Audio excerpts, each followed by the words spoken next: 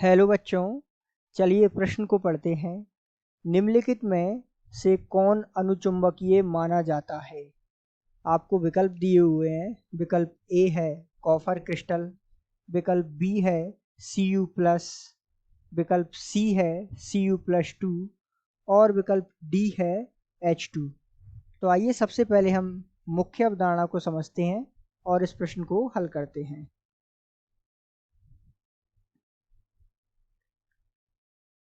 तो हम जानते हैं कि अनुचुंबकीय कौन होते हैं।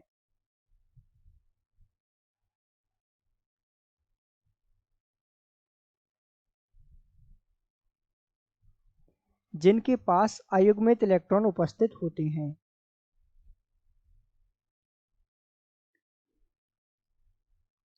यदि हम बात करें Cu+ और Cu+2 की, तो सबसे पहले हम इसकी बात करते हैं। हम जानते हैं कॉपर, जिसका परमाणु क्रमांक होता है 29। यदि हम इसका इलेक्ट्रॉनिक विन्यास देखें तो ये होता है Ar4s1 3d10।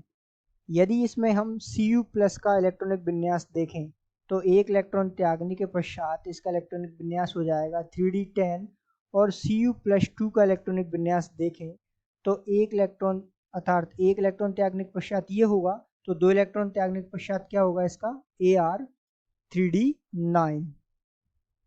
और H2, यदि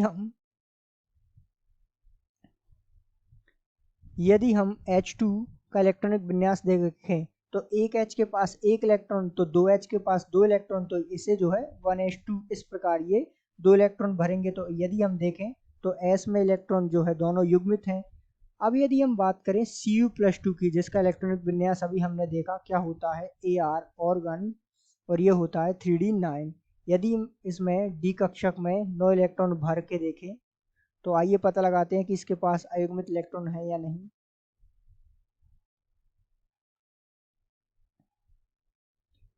तो सबसे पहले हम सब में एक एक इलेक्ट्रॉन भरेंगे, 1 2 3 4 5। फिर इसका युग्म बनेगा तो 6 7 8 और 9, अर्थात इसके पास n बराबर एक इलेक्ट्रॉन अयुग्मित है। अर्थात यदि हम इसका चुंबकीय आघूर्ण निकालें म्यू, तो ये होगा, सूत्र इसका होता है n+1 और ये होता है Bm अर्थात बोर मैग्नेट्रॉन। तो म्यू बराबर इसका मान हम 1 रखेंगे तो 1 और 1+1 अर्थात √2। और जब हम इसे हल करेंगे तो म्यू बराबर अर्थात इसकी वैल्यू हमारे पास आएगी 1.414 Bm अर्थात बोर मैग्नेट्रॉन। तो हम कह सकते हैं कि कॉपर +2 अर्थात Cu+2 के पास अयुग्मित इलेक्ट्रॉन उपस्थित होते हैं। कितना? एक अयुग्मित इलेक्ट्रॉन इसके पास है। तो ये जो है अनुचुंबकीय प्रवृत्ति या अनुचुंबकीय गुण रखता है। तो अर्थात विकल्प ए गलत हो गया, विकल्प बी गलत हो गया और विकल्प डी गलत हो गया। अर्थात अयुग्मित इलेक्ट्रॉन किसके पास है? सी जो विकल्प है Cu+2 कॉपर +2 के पास। तो हम कह सकते हैं कि दिए गए प्रश्न का सही उत्तर विकल्प सी है। आशा करते हैं आपको समझ आया होगा। धन्यवाद।